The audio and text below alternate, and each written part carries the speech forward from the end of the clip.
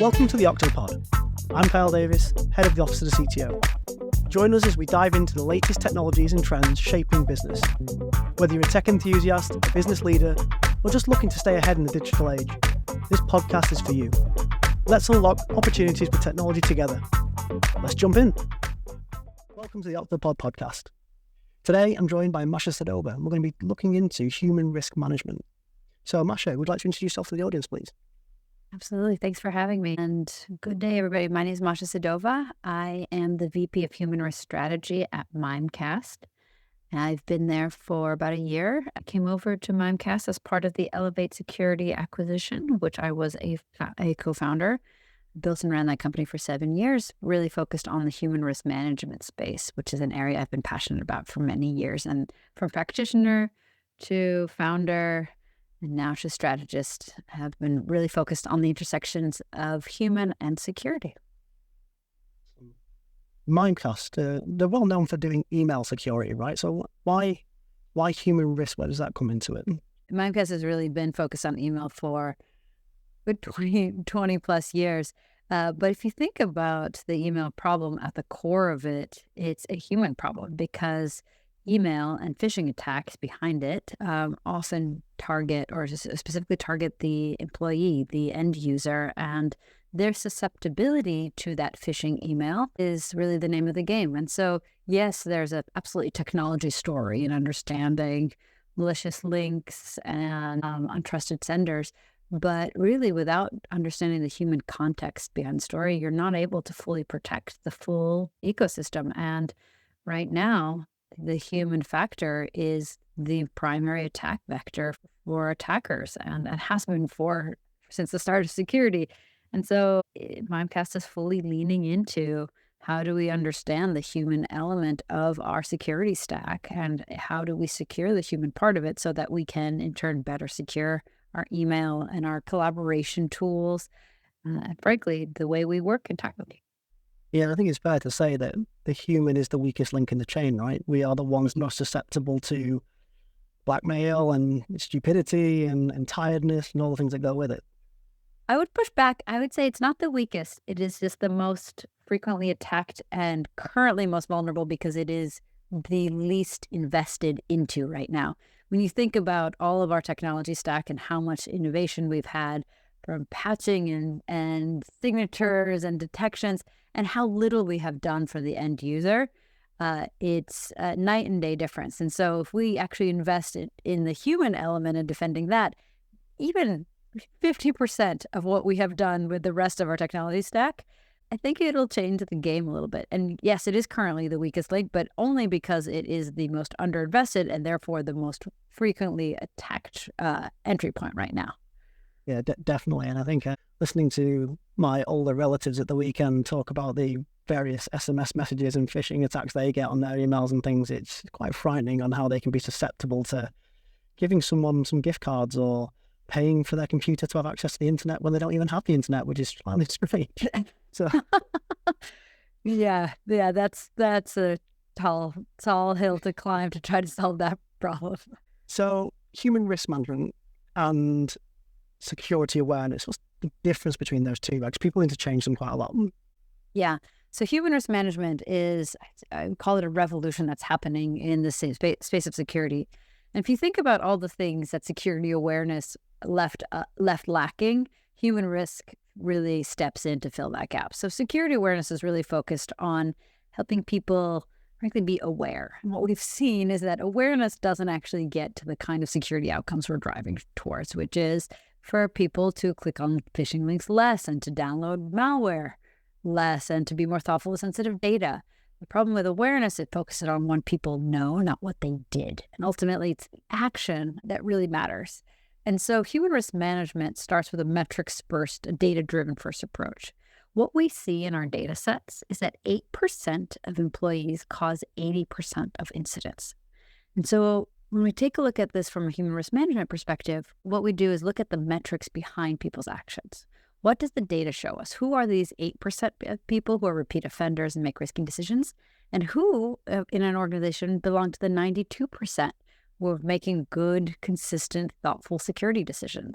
And essentially creating this security credit scores for employees based on their actions, based on the kind of decisions they make, how frequently they're attacked, what kind of access they have, and essentially create a risk profile.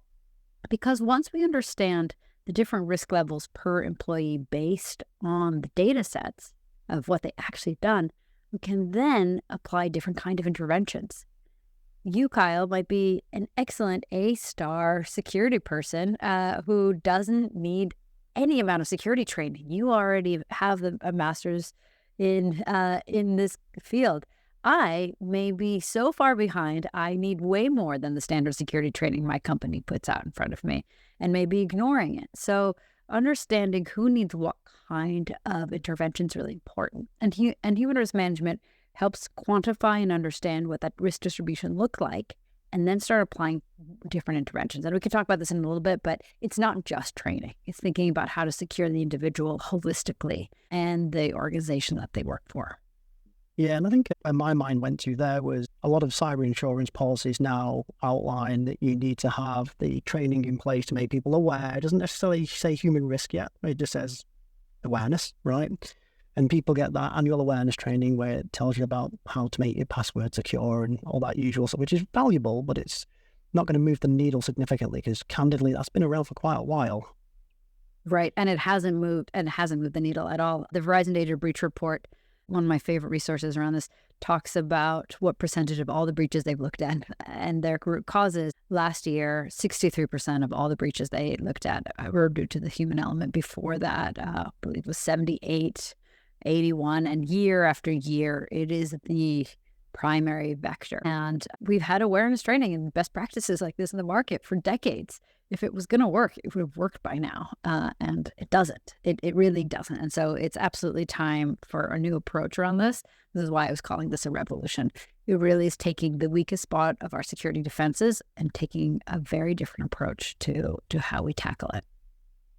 Let's kind of like unpack that a little bit, right? So what should our listeners consider when looking to implement this new type of capability around human risk management?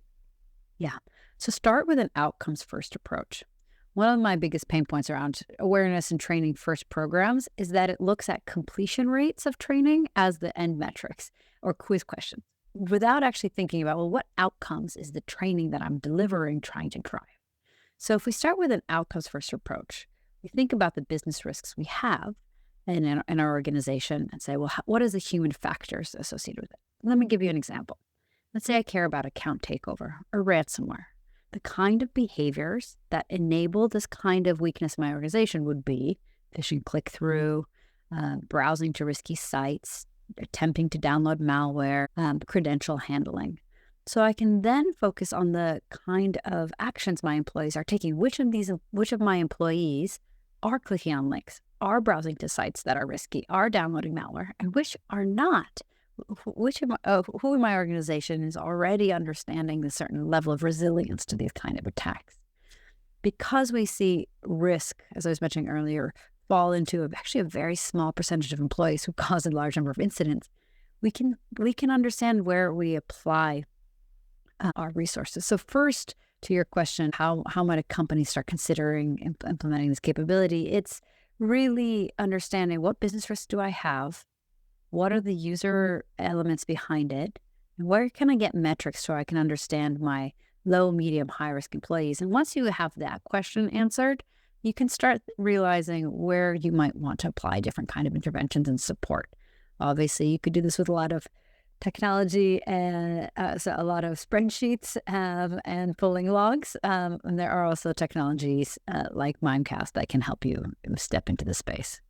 Yeah, I had a little bit of a nightmare there where there's someone with a massive Excel sheet and kind of trying to collate all this information. That would be great fun if you wanted to fall asleep before bed. I would tell you that's actually where I started this problem space. I used to be a practitioner for Salesforce, and I was living in spreadsheet hell, and there was not a tool for this. And so I quit my day job and I started Elevate Security because there needed to be a platform in the space that did it. And 8 years later, here I am.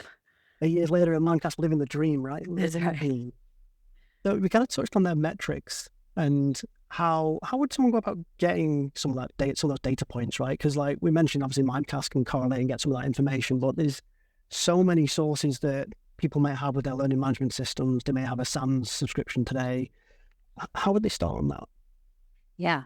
So this is the part where becoming good friends with other parts of the security team or IT team is really important because they're different data owners for different technology stacks in an organization, and finding who owns the your endpoint detection tools, your web gateway tools, your email security gateway solutions, as well as your training technologies. So you can understand those data sets, pull them back into a centralized space, and map them against HR data.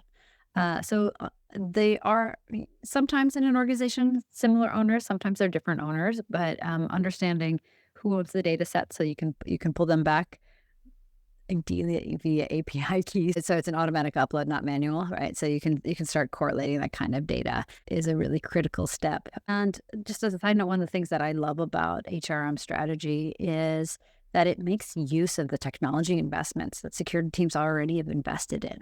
And we are not deploying a new agent to monitor end user performance. You're pulling in logs that already exist across your technology investments to be able to gain better insights into which employees need more support. And that's an incredible proposition if you're a CISO and say, oh, that really expensive investment I made in my endpoint detection technology, I can get an extra layer of intelligence from it. Yes, please.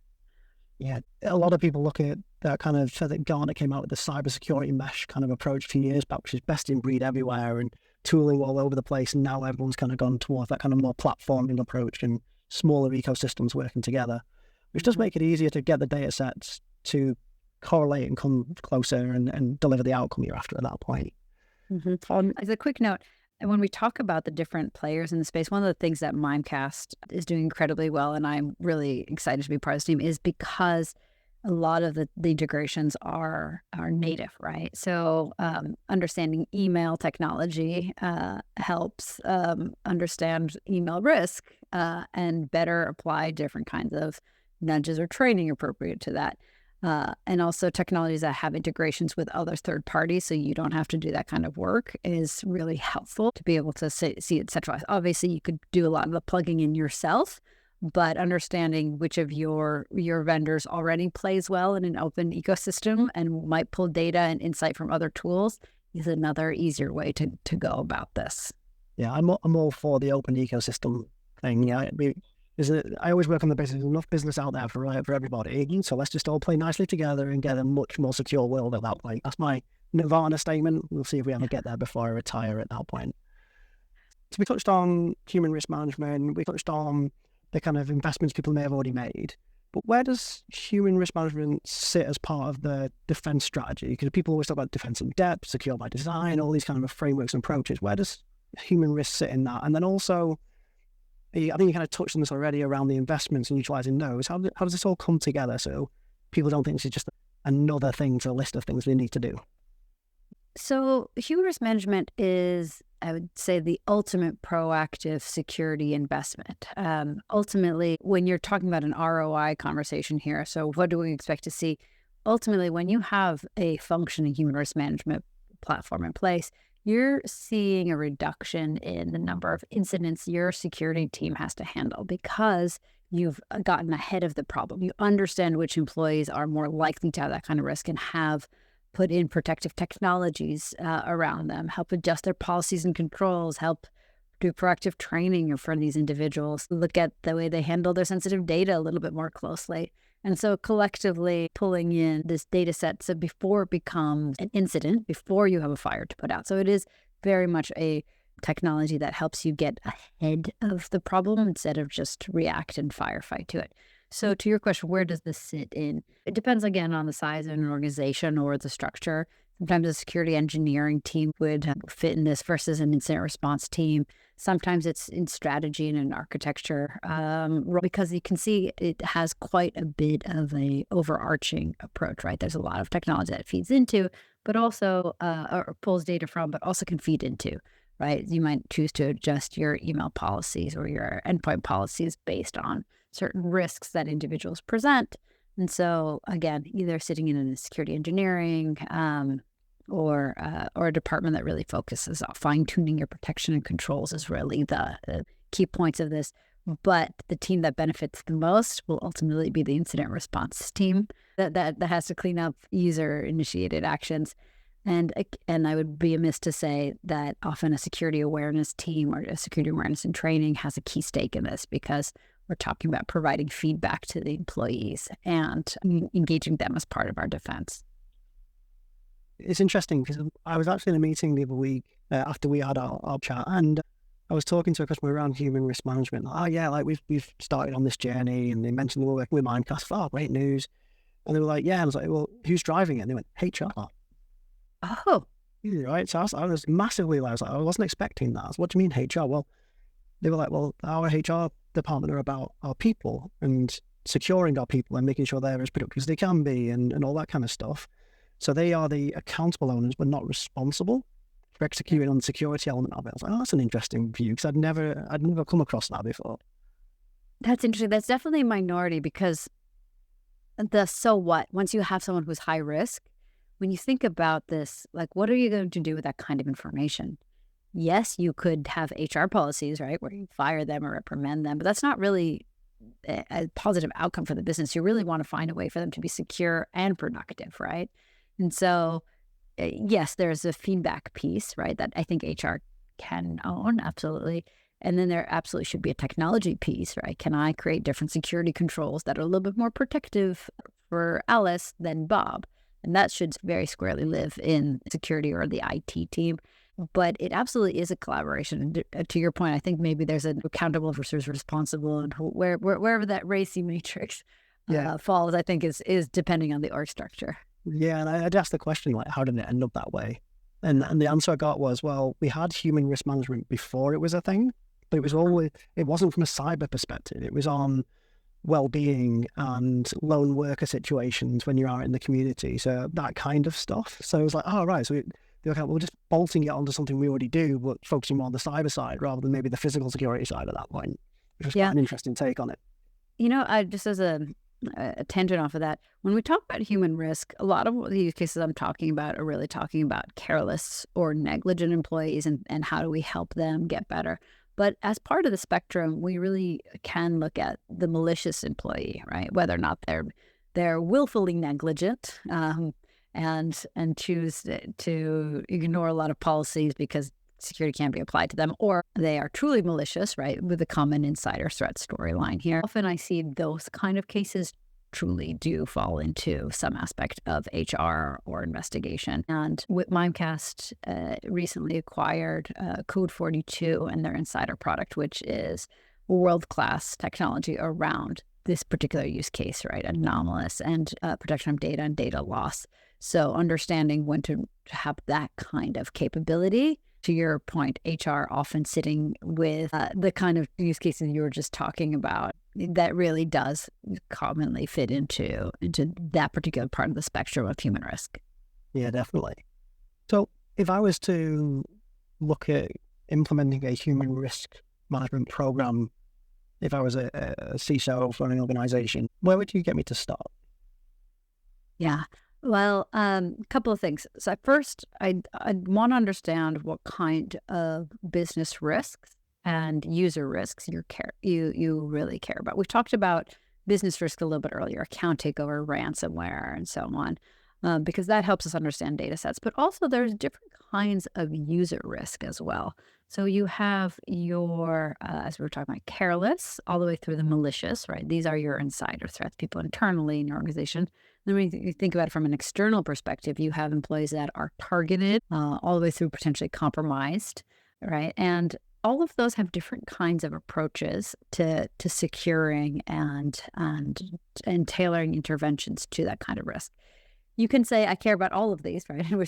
which is fair. It's a full spectrum of human risk, understanding your inside through external risk. And so when talking with a CISO about how I'd start with this, at a very lightweight, I would recommend pulling in 3 data sets, often email, malware, and an identity kind of integration to help quickly create a picture of the kind of risk distribution of your organization. You're going to find, as I mentioned earlier, the 8% of your organization that is commonly causing the 80% of your incidents. And very quickly, you're going to realize it may not actually be, that really, Bob from accounting. Just because people are necessarily the loudest or the most top of mind doesn't necessarily mean that's exactly where the risk is in your organization. So understanding where that risk is the first key step. Once you see that data set and once you get to those integration points, you're going to have to figure out, well, what do I want to do with this information? And do I want to train these people? Do I want to adjust controls? Do I want to kick this off into a data loss prevention program and manage that data? Again, based on whether or not your focus, your industry focus, the kind of risk that gets presented in your data set are repeat offenders. Are they malicious? Are they being targeted and attacked frequently? And understanding what kind of tools you have at your disposal to be able to start addressing that kind of risk, but only once you start getting visibility into the space. Yeah, and I think visibility is quite key across all these areas. I was speaking with someone this morning and they were saying, I feel like I'm pretty secure and well protected. I can recover. I've got all the frameworks known to man that are kind of like doing the things they need to do. I was like, oh, awesome. I was like, how's your CMDB? Do you know where all your assets are? And what there's like, our asset management database is awful. I was like, well, you're not that secure then, are you? Let's be really clear here. Of the things I know were great. And I just choose not to know about all these other things. Yeah, it's an ostrich head in the sand moment at that moment, I think. So we've just highlighted the kind of the high risk individuals and things, right? What kind of mitigation strategies should someone maybe consider? Yeah, without burying their head in the sand, without burying. Well, for some people, that's the end. Yeah, so I'm going to start with the obvious one that most people come to and say, "Well, train people." Sure. Yes, you can give people more or less training appropriate to that level of risk. And that's a great opportunity to give people, frankly, less training once you see that they're not as risky. And you can opt people out of the really lengthy, burdensome one. But the opportunity really comes from the other kind of interventions. So if I understand that you, Kyla, for example, are really risky in phishing and at risk for account takeovers, there's a couple of things that I might want to fine tune in your security profile.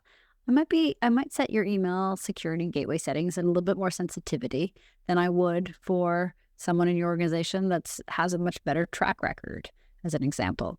If I see you regularly browsing to risky sites, I might restrict what kind of sites you go to, but I don't have to set it as a company-wide policy necessarily. Social media, for example, right? Certain people might be more trustworthy with certain kind of information. And so you might adjust different kinds of data loss prevention kind of tools. So understanding your security technology stack and how you adjust the kind of policies is the next place that we move into. And then the third place is understanding access levels. And I'm not suggesting when someone shows up as high risk in a dashboard that you immediately shut off their access, especially if that person is your CIO or CTO, right? You might be in for a bad day. But what I have seen of a really effective use case, applying access reviews in a much more thoughtful way to your high-risk individuals. So for many people and for many organizations, access reviews is just a rubber stamp exercise, right? We're like, yeah, I need that. That's fine, move on. But if I have context that Alice is getting attacked 4 times more than her peer group, and as her manager, I know that, I'm going to look at her access with a little bit more scrutiny, not because she's necessarily a bad employee, but because I really want to understand, really want her to have the bare minimum of access that she needs to do her job without overexposing the company, right? And Alice, in turn, will get better security training around this kind of information.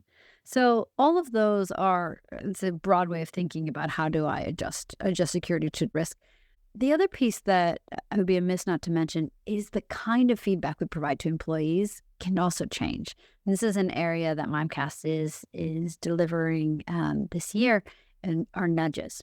So training isn't a one-time annual event anymore. It's a just-in-time feedback. As you have different decisions and security choices you're making, the training to get you back on track happens as your behavior happens via a Slack or a Teams notification, and it's just personalized to you. It's just personalized to your action. So you get to have the right feedback at the right time to the right person, which again is a game changer in how we think about behavior change. And in Mimecast, are you guys using AI to provide that kind of customizable kind of engagement with the end users at that point. Not for that part. We are using AI for other kinds of analysis correlation aspect of it, but this is a series of risk rules, for example, that said, I see a certain kind of event coming in. Someone is a repeat offender, has clicked on this link 3 times in the last week, send them this kind of notification. So it's very much rule-based, and that's important because the rules get to be cleared by the customer. The language, the feedback, the tone, what kind of training needs to get embedded right now, signed off by our customers. I can see eventually AI coming into the technology space here with that feedback, but we're not doing that for this particular part of the tech stack yet. Yeah, you know what it's like, right? When you get those messages and you get the things that pop up and you just ignore it because you don't feel it's relevant to you and personalized, whereas if it was in the right tone and the right kind of feeling from you as an individual, you might be like, oh, I better listen to that because it feels like my mom's telling me off, right? Or whatever it might be. I mean, maybe that's the future technology, or the mom nag bot, right? Where don't click on that link. How many times did I tell you? Well, there's a whole thing around it, right? Because at the end of the day, that's what the threat actors are using now for the phishing attacks and everything else that goes on to make them better than they were before, right? Because previously you could see the spelling mistakes, the language issues, but now with generative AI, that's all disappeared. And you can clone a website in seconds, and it's just changed the landscape massively. Yeah. And I imagine there's some people listening who are quite skeptical about human behavior change. Like, yeah, with AI technology being as sophisticated as it is, why do we even bother with the human aspect of it? The thing that even the most sophisticated attack can't change is context. If you were not expecting that particular request, right? If your CEO has never asked you to wire those funds, doesn't matter how good that CEO looks across the Zoom video. If that has never happened and that is unusual, and you get a weird spidey sense around that, just to double check, right? You might text your real CEO, like, just wanted to make sure that was you, right? That kind of security common sense is really at the core of thinking about how we up-level our workforce. And what, unfortunately, the data and the research has shown is that certain people have that kind of spidey sense and common sense, and certain people do not. And training can help a little bit, but the certain people just don't know not to walk down the dark alleys of security, right? They just don't understand why that's a little bit of a bad idea. And so what we can see through past behavior, right, is that, oh, this person doesn't have necessarily good security common sense. So I'm just going to help them, right? With as we were talking about, the different maybe technology, controls, etc. We can also see who's getting attacked more frequently, who is just getting far more frequent attempts at this. Yes, occasionally maybe one might get through, but if we can see that an email address, that your profile is already on the radar of attackers, that's an account, that is a person that we should prioritize in our safeguarding. And so understanding that, again, risk is not distributed both from the employee mindset, but also from the attack perspective, we can apply additional controls that we may not want to do for the rest of our workforce to the people who really need it, the people who are most vulnerable. And when I say technology controls, let's start thinking outside of the box. Maybe for those people, I invest in a deep fake detecting technology for my videos, right, or for my audio. And again, it might be in beta for the rest of my organization, but for those people, I'm really doubling down. Or I'm doubling down on passwordless MFA for those people. Don't even give them a password to steal. And so lean into more thoughtful technologies that may not be suitable for your global organization, but are appropriate for your most risky employees. Yeah, definitely. And I think if anyone can take anything away from the session for me, is just don't treat everyone the same. There's 8 billion unique people on this planet that think in different ways, and you're never going to be able to accommodate for 8 billion people with a one-size-fits-all. That doesn't work. That's right. Awesome. So I've got a final question for you, and then we can wrap this up. If I've implemented human risk management and I feel like it's going in the right direction, how am I actually meant to track the success and effectiveness, right? Because other than saying, well, we haven't been breached yet, then right, it's a great one, I suppose. But what else am I looking for? Yeah. So there's going to be a couple layers to this. First, and we hit about this earlier, incident response rates. right? When your employees are more proactively protected, especially your riskier ones, you're going to start seeing less of those incidents coming through all the way to your incident response team, right? The event isn't happening, to your point. You're not getting reached, right? But you can start seeing a reduction in phishing clicks and malwares, potentially even an increase in reporting. Secondarily, because we're giving employees feedback just in time, the nudges, there's a level of accountability and transparency that starts happening around security. It's no longer the security that lives in this ivory tower that just has policies that they make. Employees are part of the conversations. Because you had this action, this is the type of training you're taking, or because you did this action, these are your kind of policies. And it's not simulated. It's not a gotcha where simulated phishings have kind of fallen into a trap here. It's based on real world behavior. Because you're browsing in this way, because you've handled a malware attempt like this, these are the kind of protections we're putting in place. And it's a level of transparency and accountability that you're going to see in your workforce. And again, there's different ways of measuring that. Often it shows up in unsolicited feedback to the security team from employees around issues and risks that they may not know about, better security hygiene, some people call it security culture, which may show up in different ways. But because of that kind of two-way directional feedback to employees, that's personalized versus just, a megaphone, it changes the conversation to a dialogue with employees and the security team. So two primary ways. And the third is a better, more thoughtful investment of your security technologies. You can see what's working the way that you need to in protection. You can start fine-tuning your protection technologies, see everything from your endpoints to your web gateway, to make sure that you're not getting as much false positives. You're really protecting people appropriate to the level of risk without adding too much security friction around that. So that's the third pillar of success. Awesome. Well, I've taken quite a lot from today. On that, I think I'll call this at the end of the session. It's been fantastic to get to listen to you, Masha, and your expertise around human risk management. It's been a pleasure. So I've been Kyle Davis, head of the Office of the CTO. I'm Masha Sedova, VP of Human Risk Strategy at Mimecast. Thank you very much for tuning into today's episode. Be sure to check out the back catalogue for more great insights. Don't forget to subscribe via your favourite podcast platform so you never miss an episode. We appreciate your support. If you have a topic you want us to cover, feel free to reach out. Catch you next time.